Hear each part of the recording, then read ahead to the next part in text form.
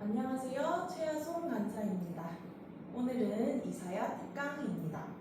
이사야 책 한 권 전체를 한번 훑어볼 텐데요.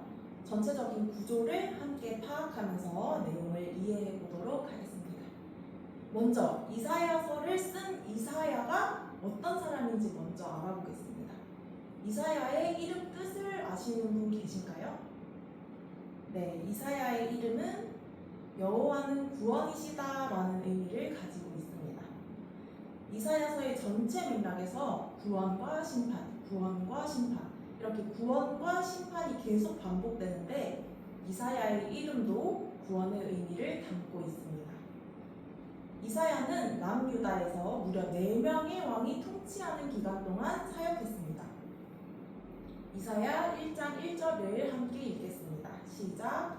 유다왕 우시야와 요담과 아하스와 히스기야 시대에 아모스의 아들 이사야가 유다와 예루살렘에 관하여 본 계시라. 아멘. 이 말씀에서 우리는 4명의 유다 왕을 찾을 수 있습니다. 누구죠? 네, 우시야, 요담, 아하스, 히스기야. 이렇게 4명의 왕이 통치하는 기간 동안 이사야가 사역했음을 알 수 있습니다. 그중 우시야 왕이 죽던 해 BC 740년, BC 739년으로 보기도 합니다.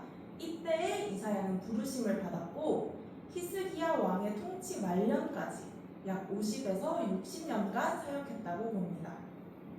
그럼 이사야서의 역사적인 배경을 알기 위해 방금 나온 유다의 4왕, 그때의 시대를 살펴보겠습니다. 자, 지도를 먼저 보면 주황색으로 표시된 북이스라엘, 그리고 아래에 빨간색으로 표시된 남유다가 있습니다. 저기 왼쪽은 지중해 바다입니다. 이 당시 강대국은 아수르였는데요. 아수르는 어디 있을까요? 네, 저기 파란색 화살표가 가리키는 오른쪽 위에 아수르가 있습니다. 아수르는 오른쪽 위에 있는데 디글랏 빌레셀 3세라는 아수르 왕이 서쪽으로 왼쪽 지중해까지 영토를 확장했습니다. 그러면 어디랑 가까워지나요? 네, 북이스라엘과 가까워지겠죠? 그래서 이때 북이스라엘의 왕이었던 므나헴과 베가 왕이 아수르의 조공을 바쳤습니다. 이사야는 언제 시작되죠? 아까 이사야 1장 1절에서 4명의 왕이 나왔는데 네, 까먹으실까봐 이렇게 적어두었습니다. 남유다의 우시야 왕 때부터죠. 우시야 다음 왕은 요담. 유다의 요담 왕 때부터 아수르의 위협이 남유다에 본격적으로 들어옵니다. 그리고 요담 다음 왕은 아하스. 아하스 왕 때 북이스라엘의 왕이 아수르를 배신하고 또 다른 나라인 아람의 왕과 동맹을 했습니다. 그리고 남유다의 아하스 왕에게도 야, 아수르 빼고 우리끼리 같은 팀 하자, 우리끼리 한 팀 하자 라고 제안을 해요. 하지만 아하스 왕은 이 반아수르 동맹을 거절했는데요. 그리고 하나님을 의지했으면 좋았을 텐데 누구를 의지했을까요? 바로 아수르의 도움을 요청합니다. 열왕기 하에 이 내용이 나오는데요. 열왕기 하 16장 7절을 함께 읽겠습니다. 시작! 아하스가 아수르 왕 디글랏 빌레셀에게 사자를 보내 이르되 나는 왕의 신복이요 왕의 아들이라. 이제 아람 왕과 이스라엘 왕이 나를 치니 청하건대 올라와 그 손에서 나를 구원하소서 하고. 아멘. 지금까지 말했던 여러 나라 왕들이 이 말씀에 전부 나옵니다. 아까 아수르의 디글랏 빌레셀 3세가 서쪽으로 영토를 확장하면서 북이스라엘을 괴롭혔다고 했었죠. 그리고 아람이 북이스라엘과 한편 동맹을 맺었고 아하스는 그 동맹을 거절했다고 했습니다. 이 16장 7절은 아하스가 하나님이 아닌 아수르의 디글랏 빌레셀 3세를 의지하는 구절입니다. 자, 여기서부터 왕 이름이 마구마구 쏟아집니다.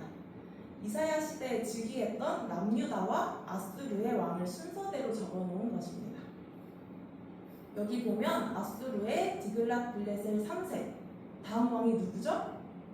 네, 바로 살마네셀 5세입니다. 이 왕은 사마리아를 공격하고요. 그 다음 왕 누구죠? 네, 사르곤 2세는 북이스라엘을 멸망시킵니다. 아수르에 의한 북이스라엘 멸망이 몇 년이죠? 네, BC 722년입니다. 그리고 사르곤 2세 왕 때에 남유다에는 히스기야 왕이 있었습니다. 이 히스기야 왕은 하나님을 의지하며 종교개혁을 시작합니다. 우상 신들에게 제사 드리는 산당을 없애고요. 신상들을 깨뜨려 버립니다. 이는 하나님께서 기뻐하시는 일이었습니다. 아수르의 사르곤 2세 다음 왕 누구죠? 네, 사네립 왕입니다. 이 사네립 왕이 유다를 공격합니다.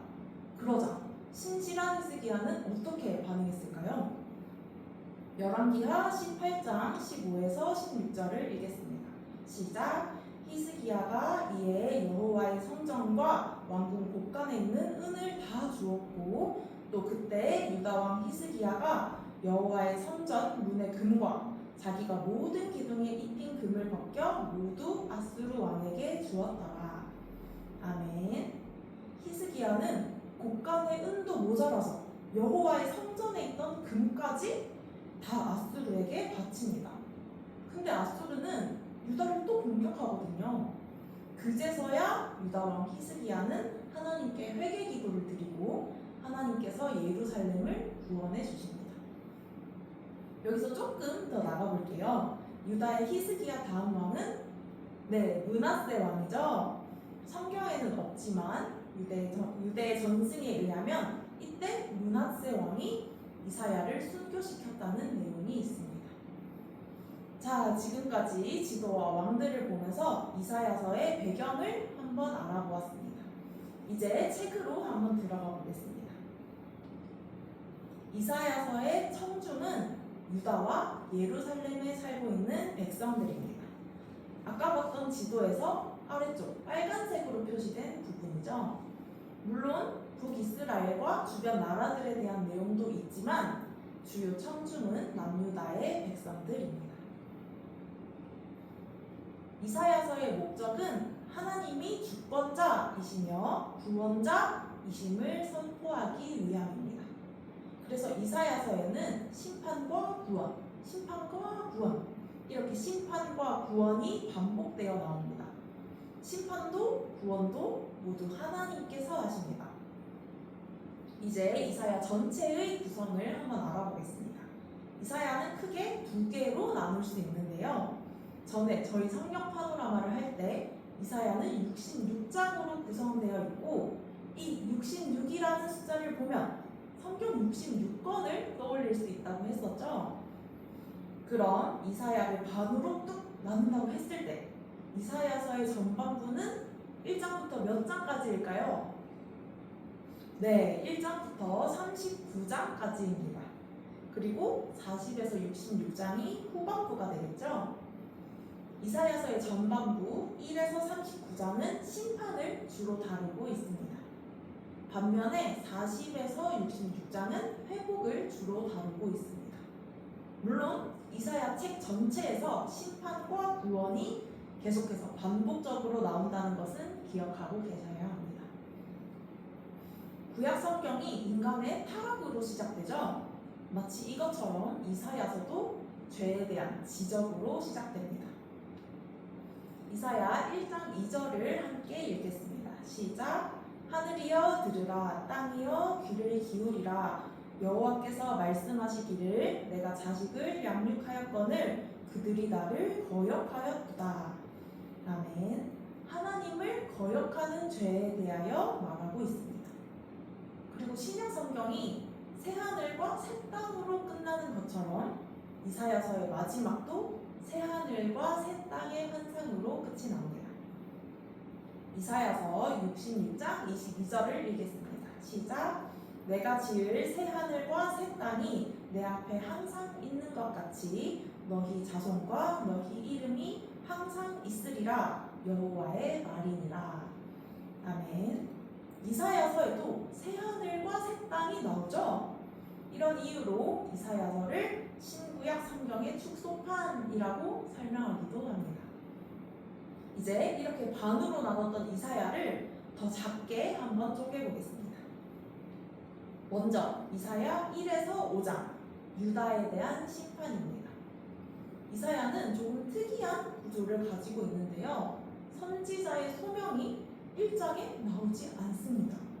그럼 어디 나올까요? 네, 바로 6장에 나오는데요. 그래서 1장부터 6장은 역사적 순서가 아닌 신학적 이유에 의해서 배열되었다고 볼 수 있습니다. 우리가 선지서를 읽을 때 한 가지 염두에 두면 좋은 점이 있습니다. 이사야 3장과 2장을 비교하면서 관찰할 수 있는데요. 바로 예언자의 관점입니다. 이사야 2장과 3장은 모두 심판과 축복의 여호와의 날을 말하고 있습니다. 그런데 이사야 2장에서 말하는 여호와의 날은 먼 미래, 그리고 3장에서 말하는 여호와의 날은 가까운 미래입니다. 이렇게 한 사람이 예언한 것인데도 왜 그 예언이 말하는 시기가 가까웠다, 멀었다 하는 걸까요? 우리가 저 멀리 있는 산들을 바라보면 여러 개의 산맥이 마치 서로 바로 옆에 있는 것처럼 겹쳐 보이지 않습니까? 사실 산과 산 사이의 거리는 엄청 먼데도 말이죠. 예언자의 관점이 바로 이것과 같습니다. 예언자가 미래를 바라볼 때 먼 미래와 가까운 미래가 겹쳐져서 보입니다. 그래서 먼저 일어나는 일과 나중에 일어나는 일이 같이 예언될 수 있습니다. 이렇게 이사야에 의해 예언된 내용들을 보면 가까운 미래, 특히 바벨론 포로 생활 이후 회복되는 것, 그리고 먼 미래, 천년왕국, 새하늘과 새 땅 시대가 둘 다 있습니다. 그래서 앞뒤 문맥을 통해 이런 구절들을 잘 이해하는 것이 해석의 핵심입니다. 이사야 5장에는 무엇이 나오나요? 네, 포도원의 노래가 나옵니다. 이 노래의 주제는 하나님과 그분의 백성입니다. 이사야 5장 1절 하반절부터 2절까지 함께 읽겠습니다. 시작! 내가 사랑하는 자에게 포도원이 있으며 심히 기름진 산에로다. 땅을 파서 돌을 제하고 극상품 포도나무를 심었도다. 그 중에 망대를 세웠고 또 그 안에 술틀을 팠도다. 좋은 포도 맺기를 바랐더니 들포도를 맺었도다. 아멘. 이 말씀을 보면 포도원이 어디 있나요? 네, 아주 기름진 곳에 있습니다. 그리고 하나님은 이 포도원에 아주 정성을 들여서 가꾸십니다. 돌도 없애고 아주 좋은 극상품 포도나무도 심고, 그런데 결과는 무엇입니까? 네, 들포도를 맺었다고 나와 있습니다. 이거 얼마나 속설일까요? 농부가 얼마나 공을 들였는데, 얼마나 헌신했는데 아무짝에도 쓸모없는 포도가 열리면 그동안의 모든 노력이, 소망이 부질없지 않을까요? 이 이야기는 결국 무엇입니까? 포도원은 이스라엘 백성들이고 하나님이 돌보셨는데 그 결과가 정의와 공의가 아닌 폭력이라는 말입니다. 그렇기 때문에 이스라엘을 향한 심판은 필연적일 수밖에 없습니다. 다음으로 이사야의 소명 기사가 나오는 6장으로 한번 가보겠습니다. 여기서는 성경을 꺼내서 이사야 6장을 함께 펼쳐서 보면서 진행해 보겠습니다. 이사야 6장입니다. 이 이사야 6장 1절에 보면 언제 소명을 받았다고 나와 있죠? 네, 우시야 왕이 죽던 해입니다. 다음 구절들을 보면 이사야 앞에 하나님의 거룩과 영광이 나타나죠. 그리고 하나님의 거룩을 통해 이사야는 자신이 얼마나 죄인인지 알게 됩니다. 5절을 보면 화로다 나여 망하게 되었도다. 나는 입술이 부정한 사람이요 나는 입술이 부정한 백성 중에 거주하면서 만군의 여호와이신 왕을 배웠음이로다 라고 말하고 있습니다. 그리고 그것을 하나님께 고백할 때 은혜가 임하고 이사야의 죄가 사해집니다. 그리고 6장 8절에서 하나님의 부르심이 있죠. 내가 누구를 보내며 누가 우리를 위하여 갈꼬? 라는 하나님의 부르심에 이사야는 내가 여기 있나이다. 나를 보내소서 라며 소명에 응답합니다. 그런데 그 뒤에 말씀이 조금 의아합니다. 9에서 10절을 보시죠. 네, 하나님이 이사야에게 뭐라고 하시나요? 조금 충격적입니다. 하나님은 이사야를 부르셨지만 동시에 이렇게 말씀하십니다. 야, 근데 네가 맨날 말해봐. 걔네 네 말 안 들을 거야 라고 하시는 겁니다. 아니, 그럼 왜 부르신 건가요? 이사야도 듣고 기가 안 막히겠습니까?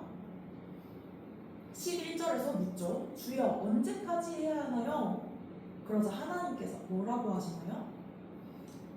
다 잡혀가고 죽을 때까지. 여기서 우리는 이사야의 소명이 밝은 내일을 향한 것이 아닌 어두운 골짜기로 들어가는 소명임을 알 수 있습니다. 선몽이 아닌 하나님만 바라보도록 이사야는 부르심을 받았습니다.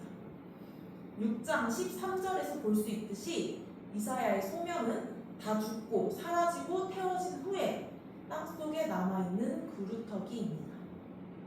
이 그루터기를 위해 이사야는 소명받았습니다. 거창한 것이 아닌 전혀 아무 가능성도 안 보이는 사람을 위해서입니다. 사실 복음이 이렇지 않습니까? 피땀 흘려 뿌려도 싹과 열매가 없는 곳이 있습니다. 내가 너무나도 큰 사랑으로 돌본 사람이 복음에 무관심할 수 있습니다. 하지만 그래도 우리는 전해야 합니다. 우리는 오직 하나님만 바라보고 가야 합니다. 오직 하나님의 은혜로 가는 것입니다. 이사야 7에서 12장은 아하스 왕의 통치 기간 중에 주어집니다. 아하스는 아까 어떤 왕이었죠? 북이스라엘과 아람 왕의 반아수르 동맹을 거절하고 하나님이 아닌 아수르를 의지한, 하나님보다 사람을 의지한 왕입니다. 이 예언은 아까 6장 9에서 10절에 나온 야, 근데 네가 맨날 말해봐. 걔네 네 말 안 들을 거야 라는 하나님 말씀의 성취이기도 합니다. 그리고 이 예언의 목적은 이스라엘이 의지할 곳은 아수르가 아닌 하나님이라는 사실을 보여주기 위함입니다. 아하스는 어떤 선택을 하나요? 하나님이 아닌 아수르를 의지합니다. 하나님을 의지하지 않으면 우리는 세상의 다른 것들을 의지할 수밖에 없습니다. 하지만 하나님께서는 임마누엘 징조를 주셨습니다. 임마누엘 뜻이 뭐죠? 네, 하나님이 우리와 함께 하신다입니다. 우리가 하나님이 아닌 세상의 다른 것들을 의지할 때에도 하나님은 여전히 우리와 함께 하길 원하십니다. 이번에는 이사야 13에서 23장을 살펴보겠습니다. 이 부분은 민족의 심판을 주제로 합니다. 오직 하나님, 여호와 하나님만 의지해야 한다는 것이 핵심 메시지입니다. 민족에 대한 심판의 메시지는 이방인이 아닌 이스라엘, 유다 백성들에게 주어집니다. 민족에 대한 심판의 메시지를 통해 하나님께서 세상의 주권자시라는 것을 어떻게 알 수 있을까요? 바로 이방 민족을 심판하시는 하나님의 역사를 통해 알 수 있습니다. 이방 민족들이 하나님의 심판 아래에 있다면 그 이방 민족을 의지해서 되겠습니까? 우리는 하나님만 의지해야 합니다. 이사야 24장부터 27장까지는 여호와의 묵시를 주제로 합니다. 이사야의 묵시가 아닌 여호와의 묵시라고 한 이유가 있습니다. 역사의 무대에서 주권적 행위자는 분명히 하나님이십니다. 열방은 하나님의 손 안에 있습니다. 그렇기 때문에 우리의 소망이 열방의 주인이신 하나님께 있는 것입니다. 이사야 24장 21절을 함께 읽어보겠습니다. 시작! 그날에 여호와께서 높은 데에서 높은 군대를 벌하시며 땅에서 땅의 왕들을 벌하시리니. 아멘.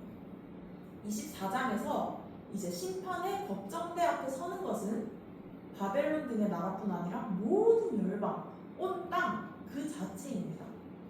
그리고 하나님은 당신의 법, 그리고 열방과 하나님의 관계를 통해 열방의 운명을 결정하십니다. 다음은 28에서 33장입니다.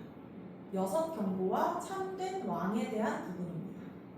여섯 경고는 무엇이냐? 28에서 33장 사이에는 화가 있을지어다, 화 있을진저, 재앙이 올 것이다, 이런 말이 6번 반복됩니다.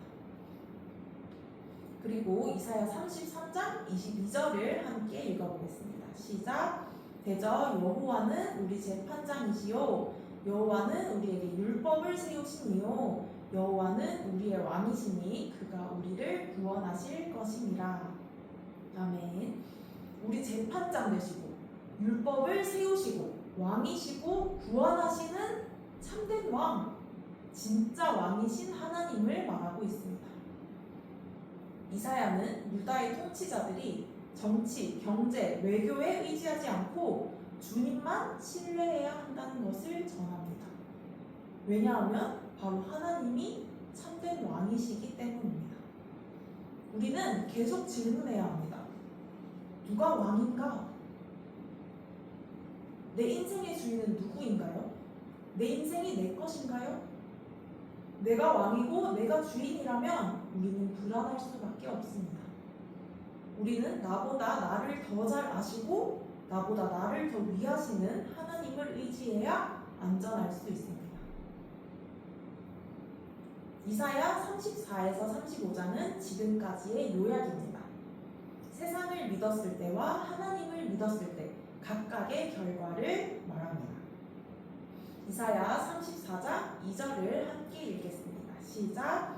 대저 여호와께서 열방을 향하여 진노하시며 그들의 만군을 향하여 분내사 그들을 진멸하시며 살육당하게 하셨은즉.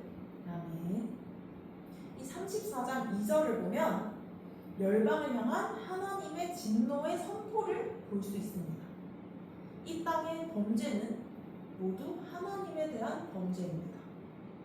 하나님을 주인으로 받아들이지 않고 거부했기 때문에 하나님의 진노가 이 땅에 임합니다. 35장은 34장과 대조를 이루는데요. 34장이 하나님의 진노와 심판이라면 35장에서는 사막이 다시 동산으로 바뀝니다. 이사야 35장 1에서 2절을 함께 읽겠습니다. 시작. 광야와 메마른 땅이 기뻐하며 사막이 백합화 같이 피어 즐거워하며 무성하게 피어 기쁜 노래로 즐거워하며 레바논의 영광과 갈멜과 사본의 아름다움을 얻을 것이라. 그것들이 여호와의 영광 곧 우리 하나님의 아름다움을 보리로다. 아멘. 광야와 메마른 땅, 사막이 기뻐하고 즐거워하고 노래하는 것을 볼 수 있습니다. 하나님은 모든 기쁨의 창조자이시자 근원이십니다. 사람들은 스스로 기쁨을 만들어낼 수 있다고 착각하지만 그렇지 않습니다. 기쁨은 하나님의 임재에서 나오기 때문입니다. 우리가 하나님께 영광을 드리고자 할 때 하나님께서 당신의 영광을 우리에게 주십니다. 36에서 39장은 연결고리 역할을 합니다. 이사야를 주제에 따라 바드로 뚝 나눠본다면 1장에서 몇 장까지라고 했었죠? 네, 1장에서 39장까지입니다. 그중 36에서 39장은 바로 후반부로 넘어가기 위한 연결고리입니다. 특히 36에서 37장은 앞에 1에서 35장까지의 결론이고 38에서 39장은 뒤에 후반부 40에서 66장까지의 서론이 되는 것입니다. 여기서 주의해서 읽어야 하는 점은 36에서 37장 그리고 38에서 39장의 사건이 시간 순서대로가 아니라는 점입니다. 이는 역사적 상황보다 신학적 주제에 맞춰서 기록한 것이라고 볼 수 있습니다. 어디 한번 보겠습니다. 이사야 38장 5에서 6절을 함께 읽겠습니다. 시작. 너는 가서 히스기야에게 이르기를 내 조상 다윗의 하나님 여호와께서 이같이 말씀하시기를 내가 내 기도를 들었고 내 눈물을 보았노라. 내가 내 수완에 15년을 더하고 너와 이 성을 아수르 왕의 손에서 건져내겠고 내가 또 이 성을 보호하리라. 아멘. 38장에서는 하나님께서 히스기야 왕에게 아수르로부터 구원해 주시겠다고 하십니다. 그리고 37장에서 구원받게 되는데요. 이사야 37장 36절을 함께 읽겠습니다. 시작. 여호와의 사자가 나가서 아수르 진중에서 18만 5천인을 쳤으므로 아침에 일찍이 일어나 본즉 시체뿐이라. 아멘. 여호와의 사자가 바로 하나님께서 아수르를 쳐서 구원하신 것입니다. 그리고 후반부에 서론이 된다고 했던 이사야 39장에서는 히스기야가 바벨론에서 온 사자들 앞에서 하나님보다 자기 자랑과 육신의 욕심을 우선하는 사건이 나옵니다. 이사야 39장 2절 상반절을 함께 읽겠습니다. 시작. 히스기야가 사자들로 말미암아 기뻐하여 그들에게 봄을 참고 곧 은금과 향료와 보배로운 기름과 모든 무기고에 있는 것을 다 보여주었으니. 아멘. 히스기야가 바벨론에서 온 사자들로 인해 기뻐하며 온 나라의 소유를 다 보여주고 맙니다. 39장에서 히스기야가 실패한 것을 보여주며 여전히 메시아의 약속의 성취를 기다려야 한다는 것을 보여줍니다. 아, 히스기야가 아니구나, 더 기다려야 하는구나 라고 알게 되는 것이지요. 그래서 40장부터는 새로운 의로운 왕, 참된 왕 임마누엘을 기다리게 됩니다. 이렇게 이사야의 전반부를 마무리할 수 있었습니다. 이사야서의 전반부를 통해 우리는 하나님 외에 우리가 의지할 만한 것이 없다라는 결론을 내릴 수 있습니다. 그렇다면 하나님을 의지하지 않고 죄 많은 이스라엘이 어떻게 하나님의 백성일 수 있을까요? 네, 다음 주 이 시간 이사야 40에서 66장에서 그 답을 함께 알아보겠습니다. 네, 여기서 마치겠습니다. 함께 해주셔서 감사합니다. 강의를 마치겠습니다.